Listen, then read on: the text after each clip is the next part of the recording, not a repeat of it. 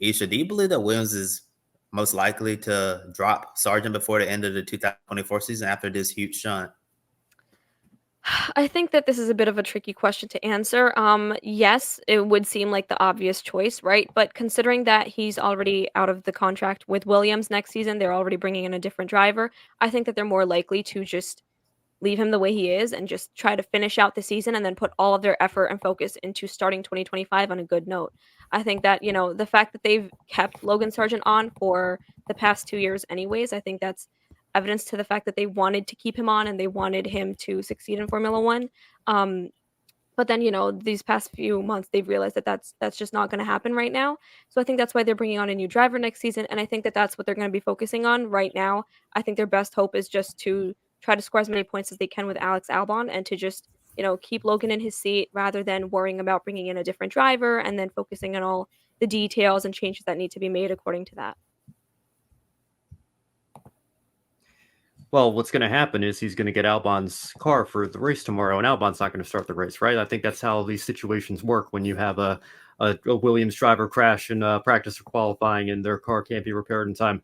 Obviously, I'm joking here, but I don't know. I feel like it might not be a decision that is up to Williams, to be quite honest. I think it's going to depend on what Mercedes decide to do with Kimi Antonelli. I notice our graphic says Albon's minus 277 on the lead to Verstappen. You guys can correct me if I'm wrong. I thought he had a couple of points finishes this year already. Obviously, it hasn't been as many points finishes as he had last season. So the gap between he and Logan Sargeant isn't quite as wide. Maybe Williams has taken a step back. So obviously, they don't have a great car, but they can offer Logan Sargeant at the moment. So you feel kind of bad for him. In that regard, that it's already an uphill enough battle when you're driving for a team like Williams. But you compare his pace to his teammate Alex Albon, you think of having a year and a half of experience under your belt right now. It does get harder to defend him and justify him keeping the seat, which is why he's going to be losing the seat next year for Carlos Sainz. But Toto Wolff, I feel like, had a Freudian slip this weekend talking about the plans for next year and giving George and Kimi everything they need, and kind of the worst kept secret right now that he's going to be the replacement for Lewis Hamilton here. In all likelihood, nothing's 100% confirmed, obviously, but if Mercedes, who supply the engines to Williams, decide, hey, can you guys do us a favor? We want to get Kimi some F1 experience before he jumps into the main seat for us next year. The decision might be taken out of Williams' hands here. I don't feel like James Vowles is going to be somebody that kicks a man when he's down, so to speak. Logan's already confirmed that he's not going to be back with the team next year. I feel like it would be really harsh to not let him at least finish out the season. But at the same time, I feel like, when you are a team like Williams, a privateer, and you get your engines from a works team of Mercedes, they might have a little bit more control over that situation than other teams would.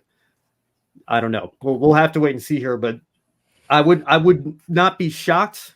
I would be a little surprised if Sargent doesn't finish out the season, but it's going to be a decision that we just have to wait and see over the next couple of weeks. I don't think anything's going to be announced this weekend or anything. Obviously, we'll keep our eye on it, though.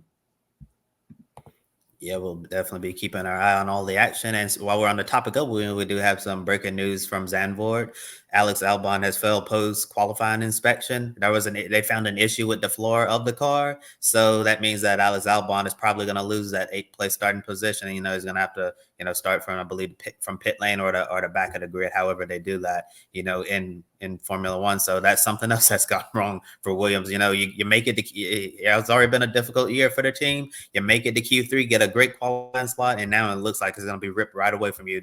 I think that's a perfect way to sum up the season for Williams so far. But getting back to the question here, yeah, Ben, I totally agree with you. I think that this might not be a Williams decision; it might be a Mercedes decision. And I know in the past, we've talked about Kimi Antonelli, especially you, Ben. Looking at Antonelli throughout this Formula 2 season. You said, I believe it was a month or two ago, that you still weren't convinced that Antonelli was ready for Formula 1, considering the fact, he hasn't set the world on fire in Formula 2. And then like a week after you said that, he went out, and got the sprint race victory. And then after that, he went out and got a feature race victory. So it seems like Kimi Antonelli is finally turning on in Formula 2. But if it were me, I would have him complete the Formula 2 season. I know, doesn't really have a chance to win the Formula 2 championship or anything like that. So if Mercedes really wanted him to get some F1 experience before next year. They're not going to lose anything by, kicking him out of Formula 2 and, putting him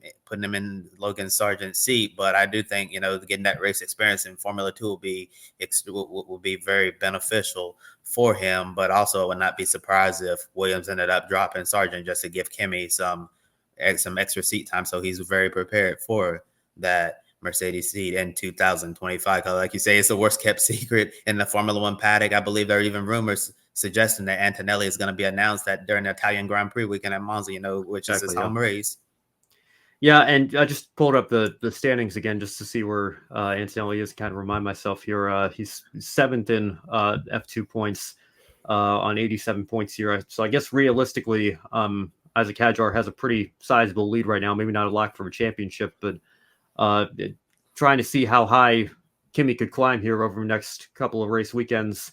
He could still finish top 4 for sure, maybe even a little bit higher in points. So it's certainly not a lost cause or a lost season for him. But it did take him a little bit of time to get up to speed here. And I think that's something we need to be mindful of for all young drivers that showcase a lot of talent as they're working their way up the ladder. Each step provides its own unique set of challenges, and it's really unrealistic, I think, to expect people. That's what makes the Lewis Hamiltons and Max Verstappens of the world so great, is that they are able to come in to Formula One and just as soon as they get in top equipment, start winning races right away.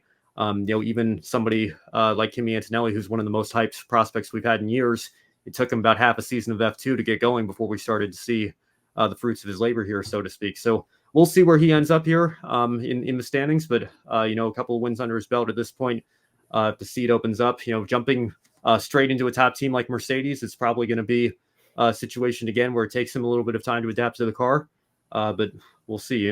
Crazier things have happened in the sport before, so I wouldn't put it past Antonelli to have some success in that Mercedes next year either.